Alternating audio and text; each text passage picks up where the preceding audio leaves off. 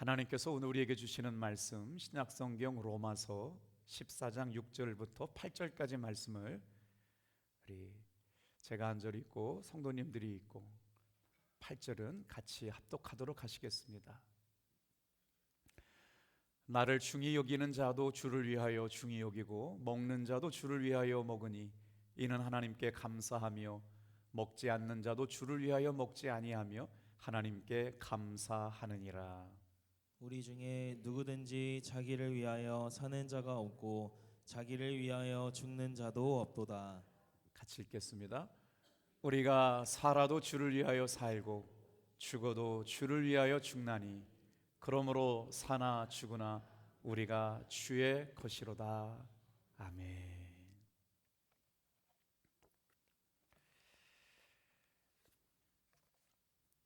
거룩한 성금요일 아침 새벽에 깨어 기도하기 위해 나오신 사랑하는 성도 여러분, 주님이 주시는 위로와 은총이 여러분의 가정과 인생 가운데 함께 하시기를 주님의 이름으로 축복합니다. 저는 오늘 로마서 14장 말씀을 가지고 사나 죽으나 예수님을 위하여 라는 제목으로 함께 잠시 말씀의 은혜를 나누려고 합니다. 로마 제국의 수도자이자 당대 최고의 신학자이고 철학자였던 어거스틴은 진리를 찾아 방황하는 사람이었습니다. 그는 그의 어머니 모니카의 영향으로 기독교 신앙을 일찍 받아들였지만 왠지 신앙의 회의에 빠져서 교회를 떠나고 말았습니다.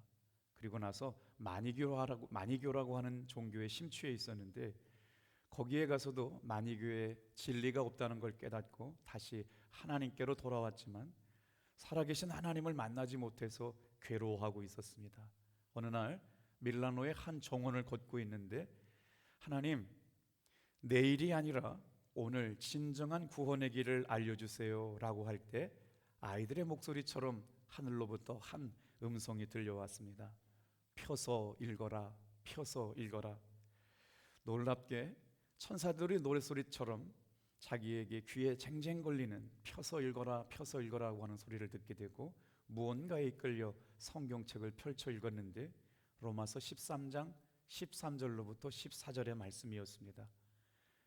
오늘 어거스틴의 인생을 바꿔놓았던 로마서 말씀처럼 저와 여러분의 삶에 주님의 생생한 음성이 들리는 복된 시간 되기를 축복합니다.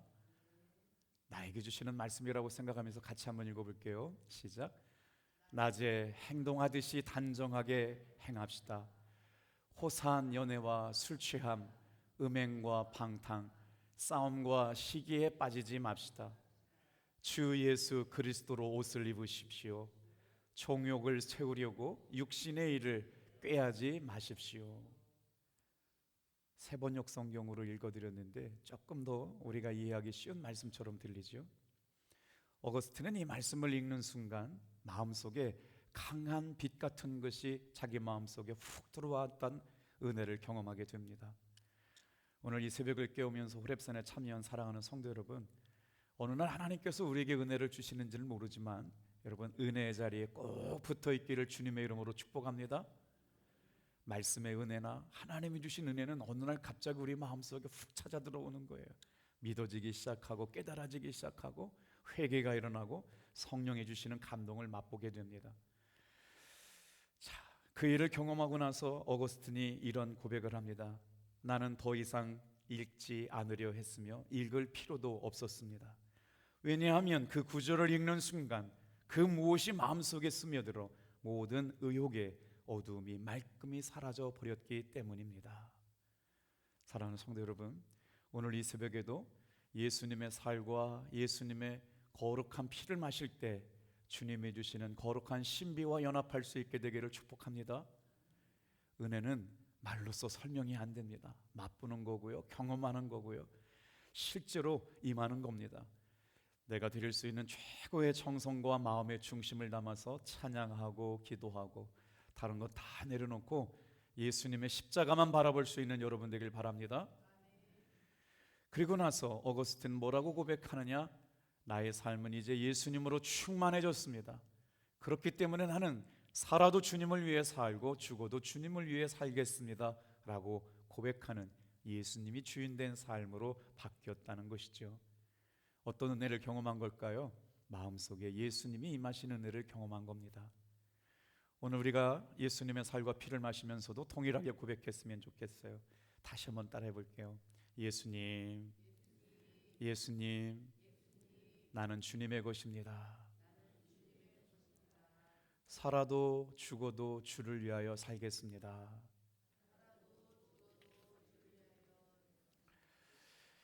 오늘 우리는 예수님의 십자가의 죽음을 기억하는 성금요일 예배로 모였습니다. 그래서 오늘은 사나 죽으나 예수님을 위하여라는 제목으로 말씀을 나누게 될 텐데, 이것은 우리의 신앙, 우리의 믿음, 내 신앙의 본질, 바로 성만찬의 깊은 의미를 가지고 말씀을 나누게 되는데요. 그러면 성금요일은 무슨 날이냐? 예수님께서 우리를 위해 십자가에 달려 돌아가신 날입니다.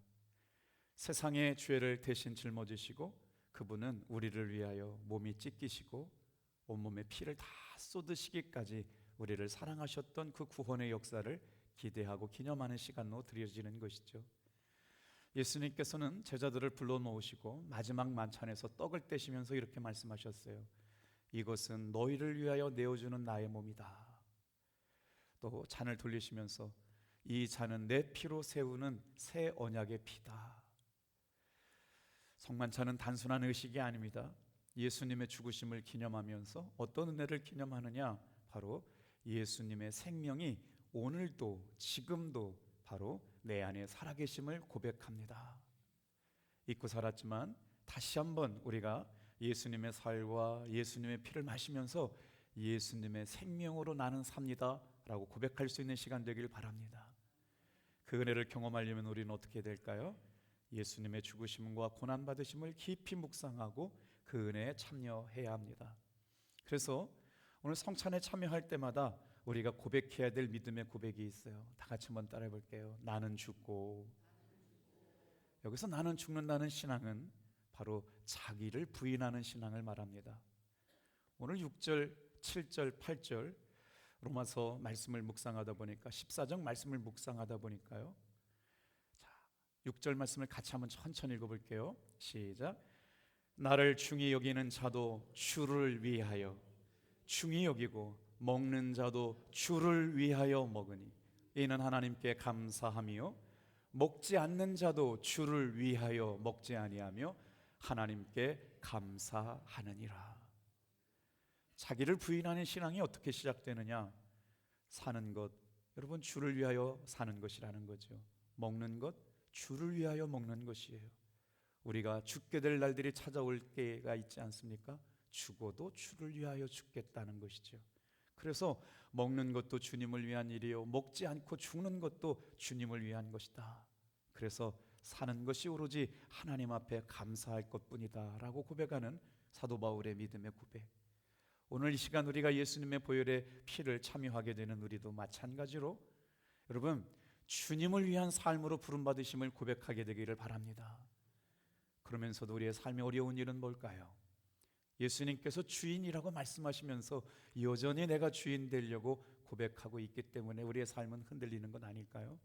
오늘 이 시간은 여러분 우리의 고백대로 예수님이 내 삶의 주인 되셨습니다 라고 고백하는 것처럼 주를 위하여 사시는 저와 여러분 되기를 축복합니다. 그러면 하나님 앞에 감사할 수 있는 사람이 될 수 있다는 거예요. 7절 말씀도 같이 한번 읽어볼게요. 시작. 우리 중에 누구든지 자기를 위하여 사는 자가 없고 자기를 위하여 죽는 자가 없다. 어떤 삶을 사는 사람이 있대요? 자기를 위하여 사는 사람이 있고 주님을 위하여 사는 사람이 있습니다. 여전히 자기를 위하여 살고 있는 사람이 있다면 주님이 주시는 만족함과 은혜를 맛볼 수가 없죠. 남편이 죽어야 아내가 삽니다. 아내가 죽어야 남편이 삽니다. 부모가 죽어야 자식이 살죠. 내가 죽어야 내 안에 예수님이 사시는 줄로 믿습니다. 용서 못할 사람이 어디 있습니까? 사랑하지 못할 사람이 어디 있습니까? 여러분, 내가 예수님 안에서 죽으면 여러분 하나님 앞에 감사할 수 있는 사람이 될 줄로 믿습니다, 여러분. 그런데 내가 죽지 않고 아내가 죽지 않고 남편이 죽지 못하고 여전히 살고 있다 보니까 내 삶에 예수님이 주인 되시지 못했다. 다시 한번 예수님의 살과 예수님의 피를 마심으로 말미암아 우리 마음속에 우리의 믿음 속에 누군가를 미워하고 누군가를 판단하고 누군가를 용서하지 못했다면 오늘 저와 여러분들이 다시 한번 철저하게 이 믿음 안에서 내가 죽고 여러분 안에 예수님이 사시는 성도 되기를 바랍니다. 우리의 성찬은 그런 의미를 되새기는 시간이에요. 8절 같이 한번 읽어볼게요. 시작. 우리가 살아도 주를 위하여 살고 죽어도 주를 위하여 죽나니 그러므로 사나 죽으나 우리가 주의 것이로다. 오늘 이 시간 거룩한 성금요일 날 새벽 아침 저와 여러분들은 성찬을 받기 위해서 예수님 앞에 나왔습니다. 예수님은 따르는 삶의 방식은 자기를 위하여 살지 않고 예수님을 위하여 살아가는 사람으로 바뀐 사람들입니다. 그래서 그런 삶을 살기 위해서는 어떤 변화가 있어야 되느냐? 내가 죽는 삶인데 나의 무엇이 죽어야 할까요? 내 욕심, 내 자아, 내 고집, 내 죄성을 십자가에 못 박아야 합니다. 성찬을 참여할 때마다 우리는 예수님의 죽으심에 동참하는 것이죠. 내가 죽을 때 비로소 예수님의 생명이 내 안에 오롯이 살아 나는 죽고 예수로 살아가는 진짜 예수쟁이들이 다 될 줄로 믿습니다.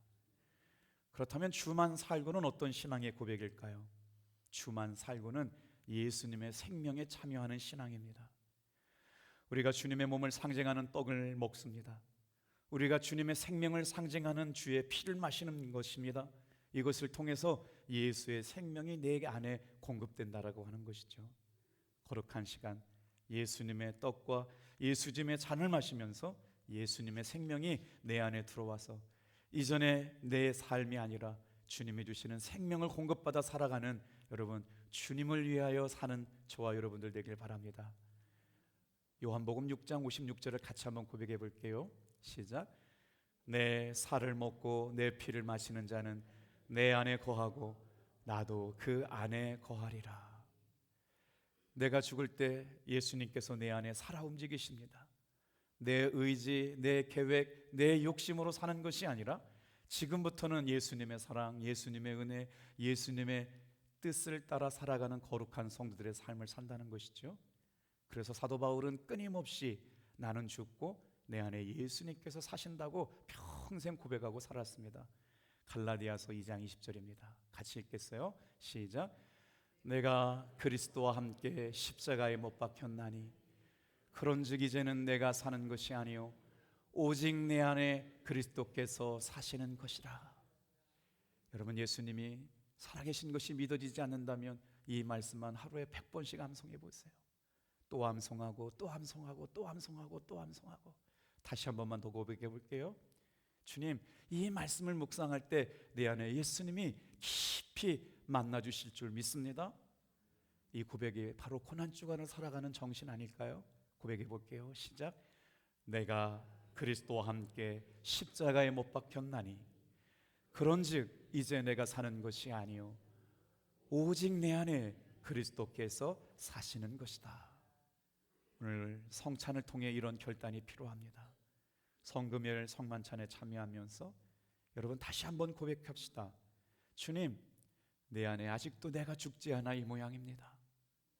주님, 내 안에 아직 내가 살아서 이 모양입니다. 내가 죽지 못해서 아직도 용서하지 못합니다. 내가 아직도 교만하고 의지가 꺾이지 않고 옛사람의 모습을 가지고 있어서 내 자녀들이 변화되지 않고 있습니다. 주님, 우리 집사님들이 먼저 죽어지고 우리 권사님들이 먼저 죽어지고 우리 장로님들이 먼저 죽어지고 우리 성도님들이 먼저 은혜 받아서 나는 죽고 내 안에 사시는 예수로만 충만한 시간 될 때 하나님이 주시는 예수의 생명으로 오늘도 변화된 삶을 살게 될 줄로 믿습니다. 그럴 때 어떻게 된다고요? 우리의 삶이 하나님의 은혜에 감사하는 삶이 된다는 거예요. 주님을 위하여 사는 사람이 됩니다.